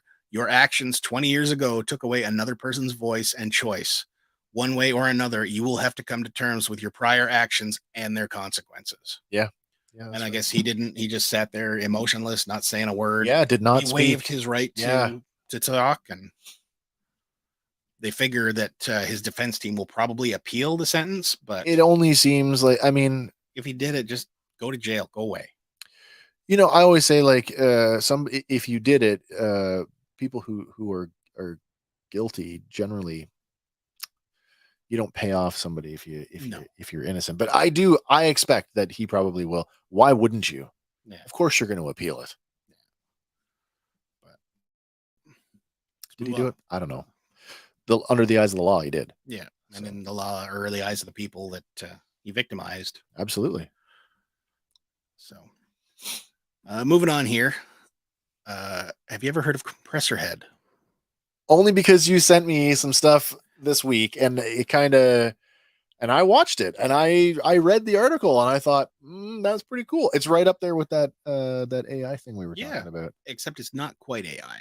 No, but it's cool nonetheless. I love this line from this article. It says, "Step aside, Metallica, Slipknot, Megadeth, and Iron Maiden. The age of lightweight meatbags playing metal is over. Make way for Compressorhead." Yeah. This band of robots assembled from spare parts and abandoned machines, and it's fronted by a 350 kilogram robot rocker named 350 Mega Watson. kilograms. Yes. There's a video that's gone viral of this band playing Ace of Spades. It's dedicated to Lemmy, and it's not bad. You know, it's funny. We talk about, The rise of having no AI. soul, right? And yet, superficially, and I'm not a musician, so my ears don't hear the same way that a musician's does. But when I listen to this and I watch the video, I'm like, that sounds like a very capable band to me. Yeah. Now the lead singer is still a human singing. That's right. Through the robot. It's a human recording. Yeah. Piped through. And I think when you sent me this, I watched it. And what did I send back to you? Coming to a Chuck E. Cheese near you. Yeah. Compressorhead. I would go see them. I would too. I think it's cool. But they are animatronics, so they're all pre-programmed and whatnot. It's not AI. Yeah, but the robots are actually playing the instruments, which I think that's really cool. Yeah. The lead singer, Mega Watson, he's backed by the four-armed, two-legged drummer, Stick Boy, and Dextro, the 78-fingered guitarist. 78-fingered. Yeah. And the more humanoid bass player, Bones, who has 2 legs, 2 arms, and articulated fingers. Yeah. And Helga Tar, the rhythm guitarist, which is the only fembot in the whole lineup. Cool. But they run on compressed air, like hence compressor. Yeah. Compressorhead. But wasn't there's a player piano part of this as well, I think. I don't know for sure. I thought I read something about there's a player piano bit that's also part of it. But it's cool. Yeah. It's as an art thing. Yes. Like clearly the person who made this probably has some sort of engineering mechanical background. Yeah. But this is clearly an art thing. You know what I mean? Yeah. The band is the brainchild of 2 Berlin-based artists, Frank Barnes and Marcus Kolb. And along the way, they linked up with Stock Plume, an electronics engineer. There's the other part of it. Van Dorsen, an engineer based in Sydney. And in 2013, Barnes invited Canadian musician John Wright from... what is that? No Means No. No Means No. And the Hanson Brothers. Oh, well, there you go. To become the musical director of the group. But like the video is out there. There's a whole bunch of different videos you can go check out. They're all powered by compressed air, and MIDI files are set in them so they know where to hit what. Yeah. Oh yeah, there's the thing. It says it rolls much like a self-playing piano would roll. Oh, right. But it began in 2007 when Frank Barnes built Stick Boy, but then in the 90s, as a member of a punk band, he had moved to Berlin. Oh, wow. And with the fall of the Soviet Union, East and West reunited, and then a whole bunch of stuff happened. But like equipment became available. Oh, yeah. It would, yeah. More parts, if you will. Funny that it's 2007 they started. Yeah. And we're only hearing about it just now. Yeah. Oh, I am anyway. I didn't know me too. But yeah, they have an hour-long concert and they perform it around the world. That's cool. But they're saying, get Mega Watson to sing for himself, but do we really want him to? I don't know. Well, that falls in with that AI thing. I just heard it. I heard on the radio today. There's an AI pop artist that got a contract, got a record contract, and that just makes me go, "What?" Yep. But if you want to go check out the video, we do link to it in the show notes, and you should give it a watch because it's pretty good. If you like Motorhead, I actually think that it's a pretty good version of the vocals are actually pretty good. Yeah. They might even be more comprehensible than Lemmy. Than Lemmy's version. Yeah. But sticking with music here, Puff Daddy or P. Diddy or Sean Combs, whatever you want to call him, that guy has turned down 9 figures, and he's given back Bad Boy artists publishing rights in a bold move. That's hundreds Yeah. of millions. Hundreds of millions. Hundreds of millions. Yeah. To return publishing rights back to the artists. Yep. That's fantastic. Yeah. So I guess the first one was Cameron, and he took to social media that Mace had finally sealed the deal with Puff Daddy to secure his own catalog for himself. That's great. And sounds like it was a long time coming, but Mace is not the only one getting it. Like Faith Evans is getting it. The Locks, 112, the estate of the Notorious B.I.G. Oh, wow. are all getting their rights back. That's awesome. And he's hooking up the writers as well. Oh, really? So, he's cutting in everybody that basically got him there. Yeah, yeah. And he's seeing this as a noble move. Yep. And he's, like they say, he's sacrificed quite a bit of money, but I mean, hundreds of millions. Yeah. Okay, I will forego that. I guess he has been approached for the entire portfolio and of like course by other companies, but he turned it down and chose to go this route instead. His rationale boils down to wanting to revolutionize the industry and empower artists and to switch up the dynamic, which has been a certain way for a long time. And he's hoping to enrich others in his community. Great. I think it's a wonderful move. Yeah. So whether or not it works, I'm hoping it will. Maybe it'll start a whole new phase of look everything. at artists who struggle, early on in their career, and they take, the first shittiest deal that comes along. 20 years later, they can't even access their own stuff. They got to Taylor Swift it and re-record all of their own music. And that's awful. Yeah, but this is cool. I think that's a great move. Yeah. And then we're dipping back into not great territory. Apparently a report came out that Jimmy Fallon has a toxic workplace. I saw this earlier this week. Yeah. So a group of showrunners behind the show are accused of creating and perpetuating a toxic workplace. I mean, look at the sideways look on that guy. Yeah. I'm not saying that that's conclusive or anything. Yeah. But I'm not. But Jimmy Fallon, best known for being the host of the Late Night with Jimmy Fallon through 2009 to 2014 before taking over for Jay Leno on The Tonight Show. Yeah. And I guess it's at that time when he took over, when he kind of switched up a bit. People were saying that in addition to, where is it here? The report includes allegations from 16 employees on The Tonight Show. Only 2 of whom are still working there. In addition to describing erratic behavior and outbursts from Fallon, the various showrunners on the series have been accused of perpetuating the toxic environment created by him. Is this the Lizzo thing again, where is he so far removed from it? Like it's like his name is on the show, right? Yeah. Is it him personally, or is it somebody on the staff that ultimately reports to him? I think it's a bit of both. Yeah. Because they say the descriptions of the grim environment on set include the star either having good Jimmy days or bad Jimmy days. Oh, okay. With some even worrying that he might be drunk on set. That's not cool. No. That's not cool at all. Some point that they have, it's affected them negatively with their mental health. And some have referred to dressing rooms as crying rooms. Oh, come on. Where they will go and, purge out the built up tension. But apparently it allegedly began when he made the transition from Late Night to The Tonight Show. So we're talking like a decade ago. Yeah. Okay. And I guess there's been like a revolving door of showrunners that are unable or unwilling to help. Unable or unwilling. Yeah. Okay. That sounds about right in any industry, Yeah.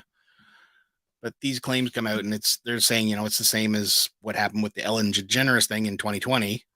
Oh, right. But here's the update on this. Jimmy Fallon did come out and apologize. So wait, when did that happen? Is this in the last day or so? A couple of days ago. Okay, I missed this part. Yeah, he apologized to the entire Tonight Show staff via a Zoom meeting, and basically, saying I didn't realize I was doing this, and I apologize. And didn't realize. Yeah, he But said didn't this- intend to create that type of atmosphere for the show. Yeah.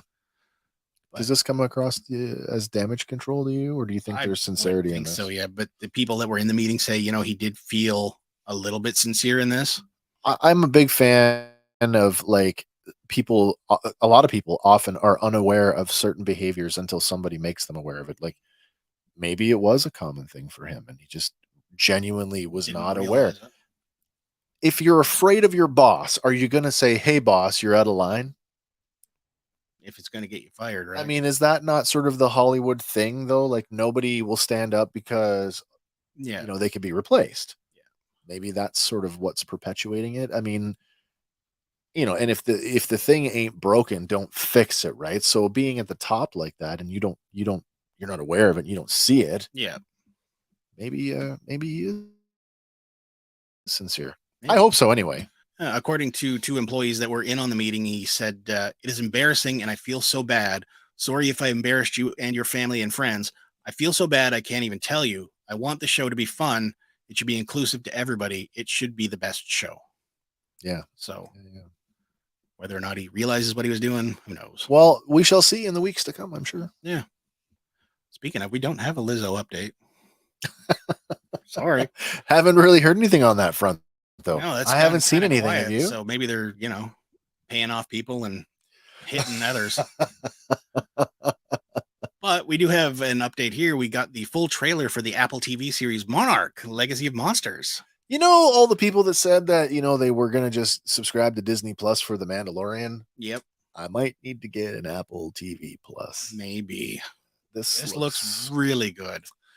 We get some Yeah. scenes with both generations of the Russells, and we get a shot of John Goodman in there as well, reprising his role from Skull Island. I like John Goodman. So, Yes. and I'm interested. They've been trying Universal, right? It's Universal. I believe so. Universal's been trying to do something with the whole monster thing for a while now. Yeah. The monster verse. That's with that's with the horror monsters. But this whole Kong Same Godzilla idea, thing, yeah. this building this bigger world. I don't know if it's come across in the films as nicely as they've wanted it to. No. So I'm interested in this as a gap filler. Like I want to know more about this world. Yeah, I this like whole it. thing of Monarch, which has been around since the first one. Yeah. Right? We got the whole Monarch by map at the beginning of Skull Island. So yeah, I want to know more. Yeah. And the whole trailer, it caps off with a great monster shot of Godzilla. Barking Yeah. down. And it's awesome. There was more Godzilla in that trailer than I was expecting. Mhm. A lot more, to be honest. We did link to the trailer in the show notes if you want to go give it a watch. But yeah, it's looking pretty good. This is going to be another one though. Like save your kaiju shots. Yeah, for it. Right, because this is This is enough to hook you. This will be a story about the human. It's about element. Monarch, so it's going to be the human element. Yeah. So There's another shot in the trailer where it's like a blurry old video piece of footage, and you see just the spikes going along the water edge. Oh yeah. So Yeah, I quite like that. sad news for Friday the 13th, the game. It is being delisted and shut down. Wait. Oh, is it? How old is this game? I don't recall. Friday the 13th, the game. Yeah. All right. It will be playable at least until the end of 2024, but it will no longer be available for purchase digitally or physically after December 31st, 2023.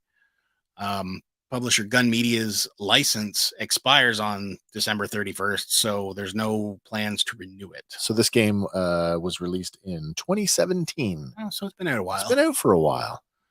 But I own it. I haven't played it yet, Oh, so I no. better get on it.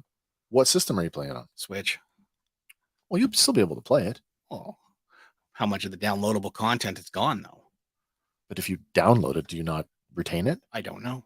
It says also, likewise, the downloadable content pack will be available for $1. So they're leaving that up.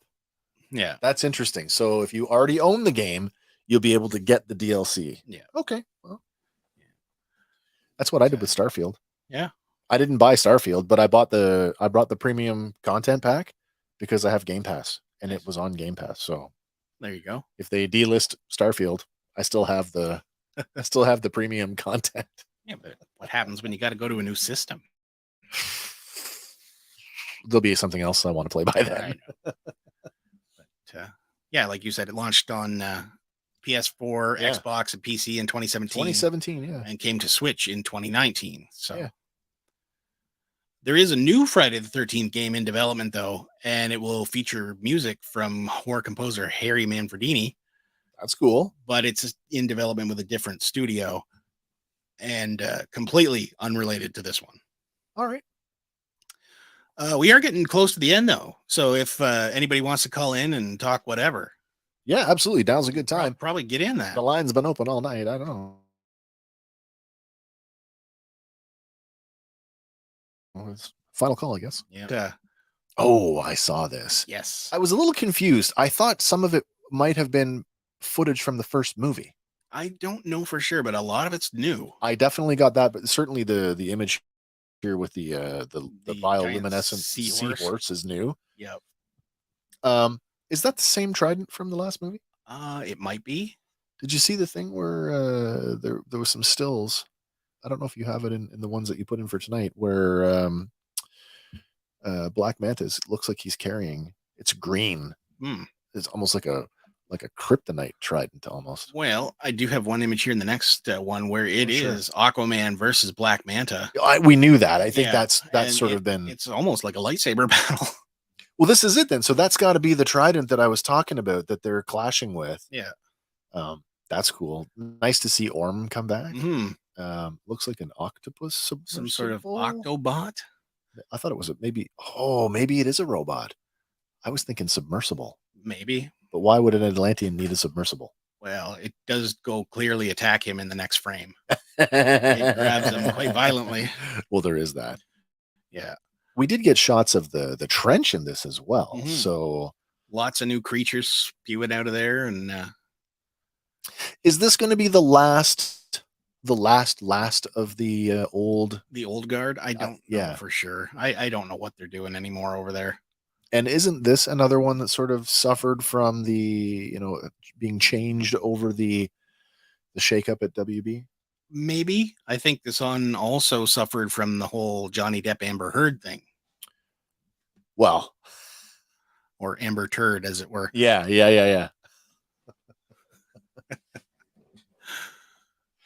Are you going to go see it? Oh, probably.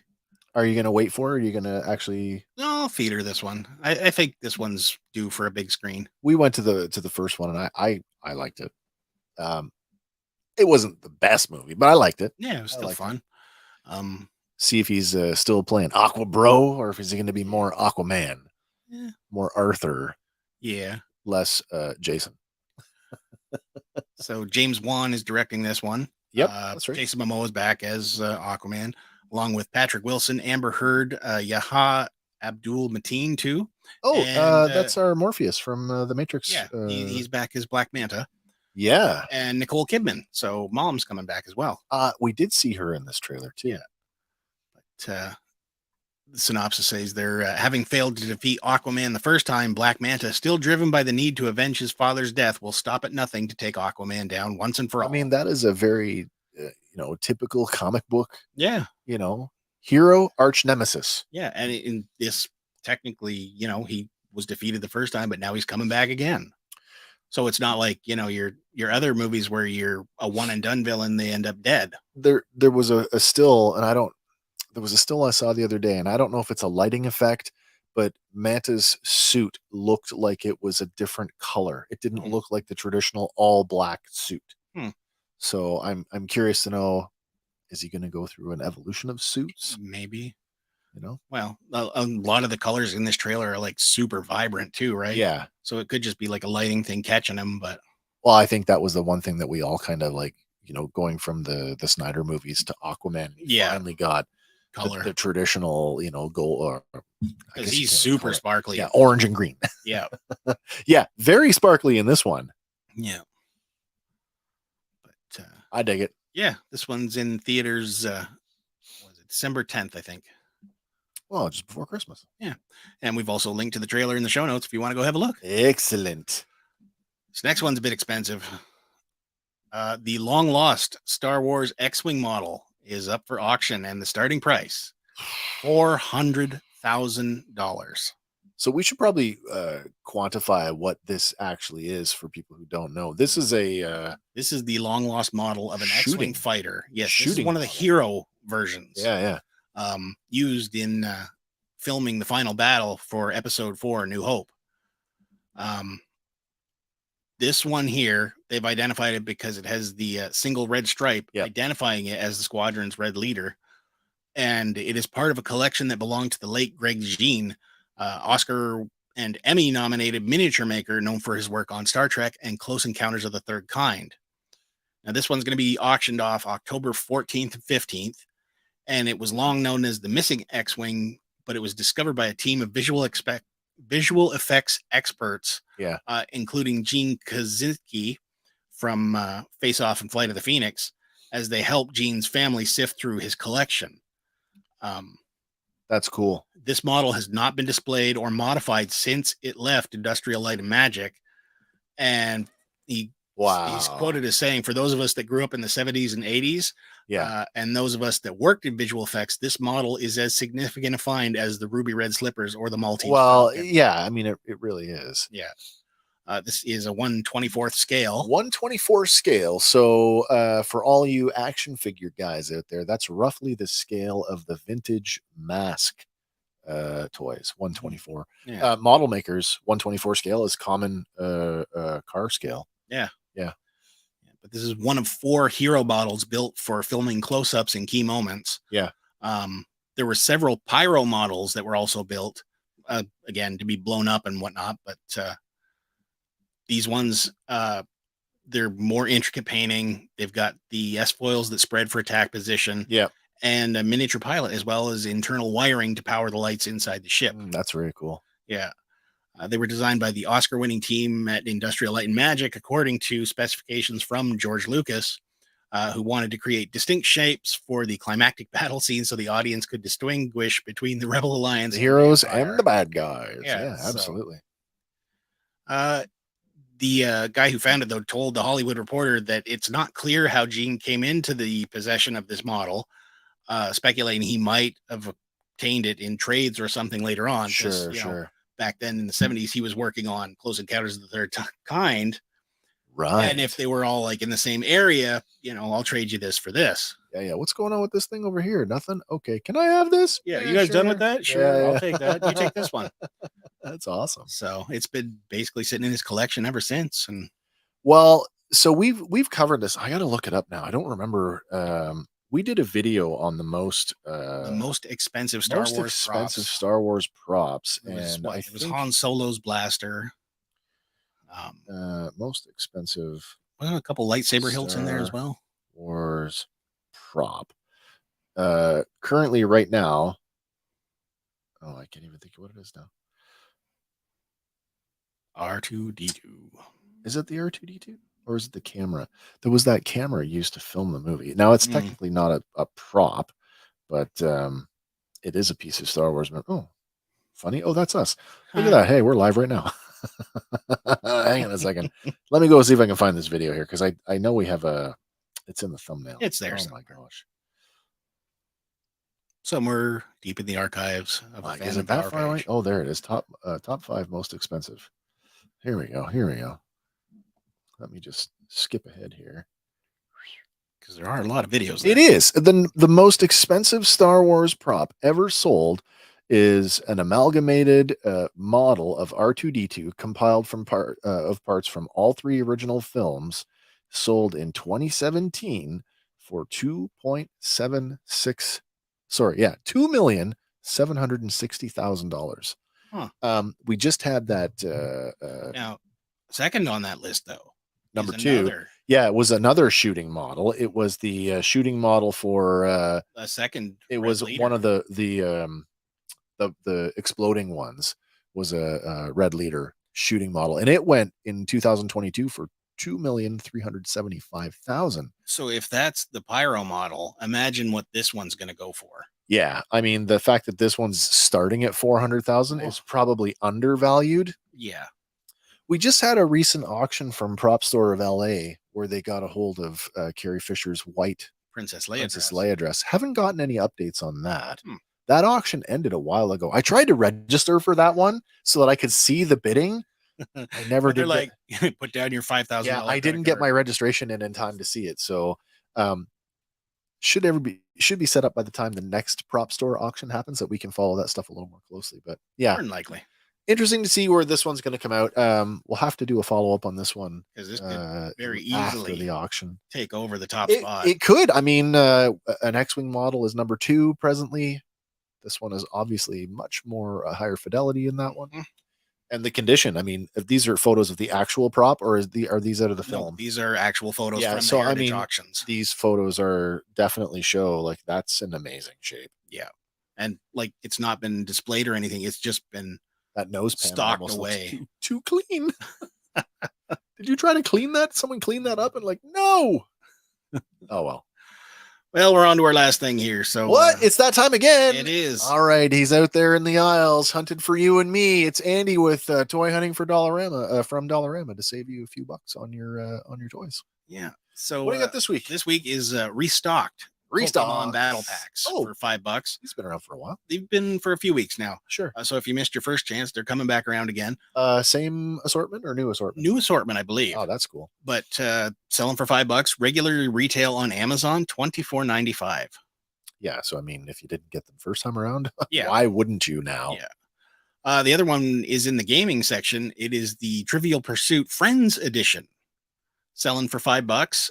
And if you go on Amazon, you will have to pay $29.99. So that's an interesting one. You know, I don't buy. When I had the business, I did not buy Trivial Pursuit games. I did not buy used Trivial Pursuit games because the questions are only as good as the thing is popular. True. Does Friends warrant a Trivial Pursuit game? Well, how many seasons was it? Like 8 seasons? A lot. I'd say there's enough there for a full game. I suppose so. Cool. Yeah. So that's it. That's all for that's all. Whew, that was a long one tonight. We've been going for almost 2 hours tonight. That's a long one. Mm-hmm. I want to thank everybody who hung out with us tonight for joining us along in the show as well as in the live chat. Thanks for coming along. Don't forget Tuesday nights at 9 p.m. Eastern.